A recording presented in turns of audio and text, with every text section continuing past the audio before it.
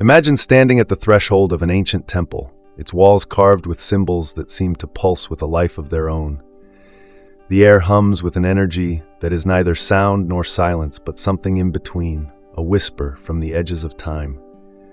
Before you, etched into stone or perhaps traced in gold upon a hidden scroll, lies the flower of life, a geometric pattern so perfect, so unnervingly precise, that it feels less like a human creation and more like a fragment of the universe's own language. This is no mere design, it is a cipher, a key, a living echo of the hidden order that underpins reality itself. And yet for centuries it was guarded, concealed, passed only in hushed tones among initiates who understood its power. Why? What secrets does this symbol hold that demanded such secrecy? To gaze upon the flower of life is to peer into the heart of creation. Its interlocking circles, its flawless symmetry, evoke the very fabric of existence. The way galaxies spiral, the way cells divide, the way light fractures into color. It is a blueprint, a map of the unseen architecture that binds all things. But maps are dangerous in the wrong hands. Knowledge, true knowledge, is not neutral. It carries weight, consequence, a transformative force that can uplift or unravel. The ancients knew this. They understood that some truths are too potent to be scattered like seeds on barren soil. To wield the flower of life's wisdom without reverence, without the proper grounding in the sacred, was to risk distortion, misuse, even catastrophe. Consider the mythologies of old, where gods and sages jealously guarded divine secrets. Prometheus stole fire and was bound to a rock for eternity. The tree of knowledge bore fruit that exiled humanity from Eden. These are not mere stories, they are warnings encoded in the collective memory of our species. The flower of life is another such threshold, a doorway to understanding the fundamental unity of all things, the geometric language of the cosmos. But to cross that threshold unprepared is to invite the same fate as Icarus, who flew too close to the sun. The initiates who preserved this symbol were not merely hoarding knowledge, they were stewards of a sacred trust, ensuring that only those who had undergone the necessary trials, the alchemical transformation of the self, could access its depths without being consumed by them. There is a reason the flower of life appears across cultures, from the temples of Egypt to the monasteries of Tibet, from the hidden chambers of alchemists to the notebooks of Leonardo da Vinci. It is a universal code, a silent witness to the interconnectedness of all wisdom traditions. But universality does not mean simplicity. Its layers unfold like the petals of its namesake, revealing at each turn new dimensions of meaning, sacred geometry, the harmonics of vibration, the mathematics of consciousness itself. To study it is to embark on a journey that transcends time, to walk the same path as the mystics and seers who recognized it as a bridge between the seen and the unseen. Yet, for all its grandeur, the flower of life is also intimate. It is not merely a relic of the past, but a living presence, a mirror held up to the soul. To engage with it is to engage with the deepest questions. Who are we? Why are we here? What is the nature of the reality we inhabit?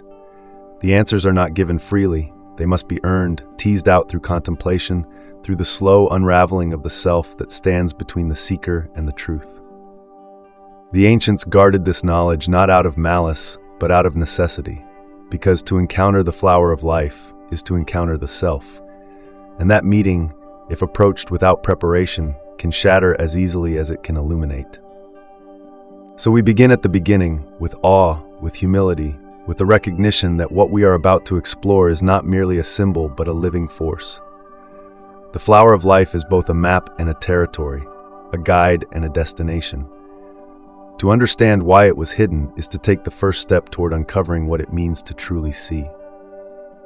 To step into the world of the flower of life is to step into a realm where geometry breathes, where lines and curves are not merely shapes but living vessels of meaning.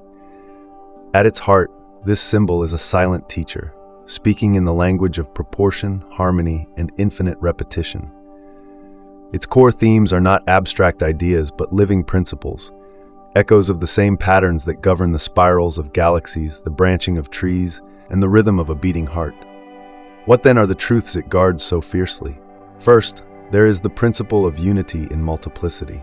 The flower of life is constructed from overlapping circles, each one perfect, each one complete, yet none existing in isolation. They merge, intersect, and give rise to new forms, vesica piscis, hexagons, tetrahedrons, all emerging from the same source. This is no accident. It is a visual hymn to the idea that all things, no matter how seemingly separate, are woven from the same fabric. The ancients revered this truth because to grasp it is to dissolve the illusion of division, to see beyond the veil of you and I into the underlying oneness. But such a realization is not merely intellectual, it is experiential, transformative. To know it fully is to undergo a death and rebirth of the self, a shedding of old identities. This is why the knowledge was guarded, not because it was dangerous in itself, but because the unprepared mind might fracture under its weight, mistaking unity for uniformity, sacred geometry for mere decoration. Then there is the theme of creation as unfolding. The flower of life does not simply exist as a static image. It is generated through a process called the Genesis pattern, where one circle begets another and another in an endless dance of expansion. This mirrors the very act of creation, not as a singular event, but as a continuous unfolding, a pulse that ripples through time and space. The initiates who studied this symbol understood it as a map of cosmogenesis, the birth of worlds. But here too lies a warning. To witness the mechanism of creation is to confront the responsibility of creation. In the wrong hands, such knowledge could be twisted, used to dominate rather than to harmonize, to exploit rather than to co-create. The secrecy was not about withholding power, but about ensuring that those who wielded it were aligned with the same sacred order they sought to embody. And finally, there is the concept of hidden architecture, the idea that beneath the surface of reality lies an invisible scaffolding, a framework of geometric and mathematical perfection. The flower of life is a glimpse into this hidden realm, a single note in a symphony of forms that includes the Platonic solids, the golden ratio, and the Fibonacci sequence. To the ancients, this was not theoretical. It was the foundation of sacred art, temple construction, and even the tuning of musical instruments. They knew that to align with these patterns was to tap into a current of energy older than time itself. But such alignment requires more than knowledge. It requires initiation, a gradual attunement to frequencies that the untrained eye cannot see and the untrained ear cannot hear. To reveal these secrets prematurely would be like handing a lightning bolt to a child, a force too vast to be held without reverence. These themes, unity, unfolding, hidden order, are not separate threads but different expressions of the same truth. The flower of life is a mirror, reflecting back whatever the observer brings to it. To the casual glance, it is an elegant design. To the seeker, it is a labyrinth, a puzzle that demands not just solving, but surrender. The initiates who protected it did so because they knew that true understanding is not seized but received, not conquered but communed with. The symbol does not yield its secrets to force. It whispers them only to those who have learned to listen. There is a story whispered in the hidden chambers of esoteric traditions, a story not written in books but passed like a sacred flame from master to disciple. It tells of a time before time, when the architects of existence gathered to inscribe the design of reality itself. With compass and infinite patience, they traced the first circle, then another and another, until the flower of life bloomed in the void. This was no idle act of creation. It was the setting of a code into the bones of the universe, a geometric incantation that would echo through all dimensions. And when the work was done, the architects withdrew, leaving behind not just a pattern but a living teacher, one that would reveal itself only to those who approached with the right question burning in their hearts. This is the nature of the flower of life's deeper narratives.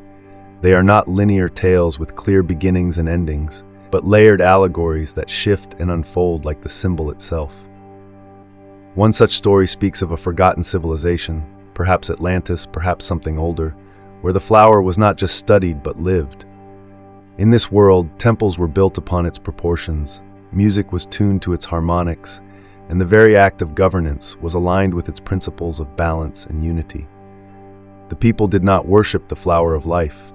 They embodied it, allowing its geometry to shape not just their art, but their ethics, their science, their dreams. And then, as these stories often go, something went wrong. Knowledge became power, power became corruption, and the civilization fell, not to invaders or cataclysms, but to the slow unraveling that comes when sacred truths are severed from the sacred heart. The survivors, those who still remembered, scattered across the earth, carrying the symbol with them like a seed, waiting for the right soil in which to plant it again. Another narrative hides within the symbol's mathematical perfection. The ancients observed that the flower of life contains within it the blueprint for all Platonic solids, the tetrahedron, cube, octahedron, dodecahedron, and icosahedron, forms that Plato himself associated with the fundamental elements of fire, earth, air, spirit, and water. But there is a sixth shape hidden in the interstices, one not spoken of openly. The Merkaba, the star tetrahedron, said to be the vehicle of ascension.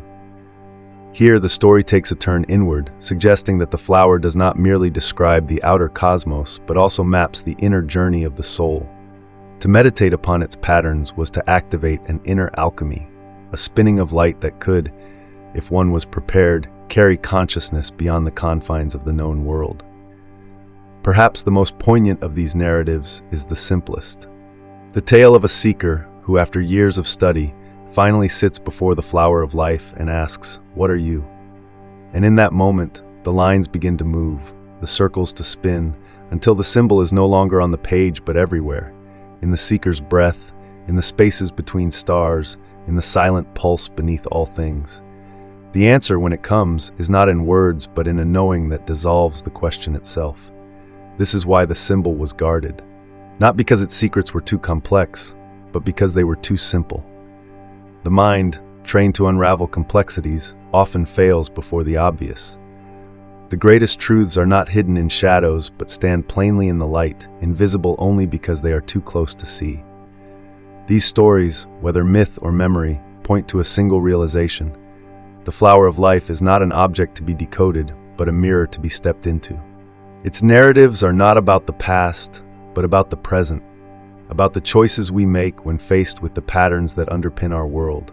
Do we exploit them? Do we worship them? Or do we, like the initiates of old, seek to align ourselves with them, to become living expressions of their harmony? To hold the flower of life in one's mind is to stand at a crossroads between the mystical and the mundane, where sacred geometry meets the texture of daily life. The ancients did not guard this knowledge simply to preserve an abstract truth. They understood its living potential, the way its principles could shape civilizations, heal bodies, and awaken dormant faculties of perception. But how does one translate such cosmic symmetry into the chaos of ordinary existence? The answer lies not in grand gestures, but in the quiet realignment of awareness, the subtle weaving of this ancient pattern into the fabric of our modern world. Consider first the spaces we inhabit, the architecture of our homes, our temples, our cities. There is a reason why certain buildings resonate with an almost palpable energy, while others drain the spirit. The architects of antiquity knew this secret. Proportions matter. When structures are designed according to the ratios hidden within the flower of life, they become more than shelters. They become conduits of harmony, aligning those who dwell within them to a higher frequency. This is no mere superstition. Modern studies in cymatics and resonance have shown how specific geometric arrangements affect both matter and consciousness. Imagine applying this understanding today. Urban planning that doesn't just maximize efficiency, but nurtures the human soul. Living spaces that don't just enclose, but elevate. The guarded knowledge becomes a tool for collective transformation, a way to reshape our world from the invisible foundations upward. Then there is the body, this temporary vessel we so often take for granted. The flower of life's patterns are not confined to temples and texts. They pulse through our very biology. The double helix of DNA, the branching of our capillaries, the lattice of our cells, all whisper this geometry. Ancient healers worked with these principles, using sacred geometry as a map for restoring balance. Today, we see echoes of this in the resurgence of sound therapy, where specific frequencies, themselves born of geometric harmonics, are used to recalibrate the body's systems, or in the way certain meditation practices visualize these patterns to stimulate healing. To integrate this knowledge is not to reject modern medicine, but to complement it. to remember that we are not just mechanical systems, but vibrational beings, and that true healing must address both the seen and unseen architectures of our being. Perhaps most urgently, the Flower of Life offers a way to navigate the fragmentation of our digital age.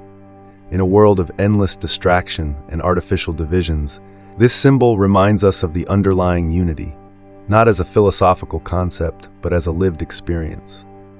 Simple practices can bridge the gap, meditating with the image to quiet the mind's chatter, drawing its patterns as a moving meditation that synchronizes hand and heart, or even using it as a lens through which to view our relationships. When we begin to perceive the people around us not as separate, but as overlapping circles in a greater design, conflict transforms into collaboration, isolation into interconnection. The initiates guarded this knowledge because they knew its power to dissolve illusion, and in our era of manufactured separation, this may be its most vital application. Yet there is a caution here, one the ancients would recognize. This knowledge is not a quick fix or a superficial tool. To truly integrate it requires what the old traditions called right preparation, the cultivation of presence, the tempering of the ego, the willingness to let the pattern work through you rather than attempting to wield it like a weapon. We see the consequences of ungrounded application all around us. Technologies that could unite being used to divide, spiritual insights reduced to commodified self-help, sacred symbols stripped of their depth and turned into fashionable logos. The flower of like any potent force, it demands respect. The practical magic lies in the balance, honoring the depth of this knowledge while allowing it to breathe in our modern lives. It might begin with something as simple as pausing before a decision to ask, does this choice create separation or connection? Does it honor the underlying unity or reinforce illusion? In classrooms, it could inspire new ways of teaching that show children the interconnectedness of all subjects. In science, it might guide researchers toward holistic models that bridge the gap between quantum physics and consciousness. The implications ripple outward, limited only by our willingness to engage with this symbol not as a relic, but as a living key, one that can unlock both personal transformation and cultural renewal. The journey through the flower of life's hidden corridors brings us at last to a precipice, not of endings, but of beginnings. We stand now where the initiates once stood, where every true seeker eventually arrives, at the realization that this sacred geometry was never merely an object of study, but a mirror held up to the soul's own architecture. The circles that overlap in perfect harmony are not just out there in temples and ancient texts. They pulse within the chambers of your heart, the folds of your brain, the very rhythm of your breath. This is the final secret the guardians protected so fiercely, that the flower was never theirs to give or yours to take, but always a remembering, a homecoming to truths etched into your being long before you drew your first breath. Look around at the world you inhabit, its fractures and its frenzies, its artificial divisions and hungry ghosts of separation. Then look again, this time through the lens of the flower's geometry, and witness how the illusion of disconnection begins to shimmer like heat haze over desert sands. The crises we face, ecological, social, spiritual, are not random catastrophes but symptoms of a species that forgot its own patterning. The initiates warned of this amnesia through symbol and story, building their temples as tuning forks to realign what had gone discordant. Now the call falls to you, not as a burden, but as an invitation, to become a living temple where this knowledge is not preserved behind stone walls, but embodied in every choice, every relationship, every act of creation. This is not about adopting a new belief system or chasing esoteric experiences. The transformation begins in the ordinary alchemy of your daily life, the way you listen to a stranger's story as if it were your own, the moment you pause before reacting and sense the interconnectedness humming beneath the surface of conflict, the decisions you make as a custodian rather than a conqueror of life's web. The flower's wisdom becomes real not when you understand its mathematics, but when you recognize that buying bread or casting a vote or planting a tree are all sacred geometry in motion, circles overlapping in the grand design. Yet there remains one initiation only you can complete: the courage to live as if the symbol's truth were already manifest. The ancients guarded the flower because they knew most would dismiss it as decoration or distort it for power. They waited for those rare enough to see it as a wedding invitation, a summons to marry heaven and earth within their own lifetime. That invitation now rests in your hands, not as a demand for perfection, but as a whisper. Remember what you are. Remember what the world is. Then act from that remembering. The final mystery of the flower of life is that it was never forbidden, only protected until enough of us were ready to receive it without weaponizing its beauty. That time is now, not because humanity has become enlightened, but because the stakes have rendered our illusions untenable. The choice is no longer between knowledge and ignorance, but between awakening and oblivion. The initiates have passed their torch. The geometry that once adorned secret chambers now waits in plain sight, in smartphone wallpapers and jewelry designs and corporate logos, hidden precisely because it is everywhere, waiting for the moment you'll see it not with your eyes, but with your bones. So let this not be an end, but a genesis pattern of your own making.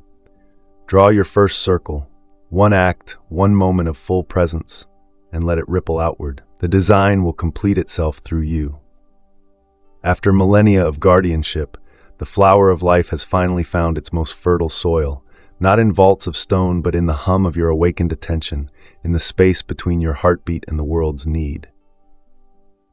The only question left is the one the symbol has been asking since the dawn of time. Now that you remember, what will you create?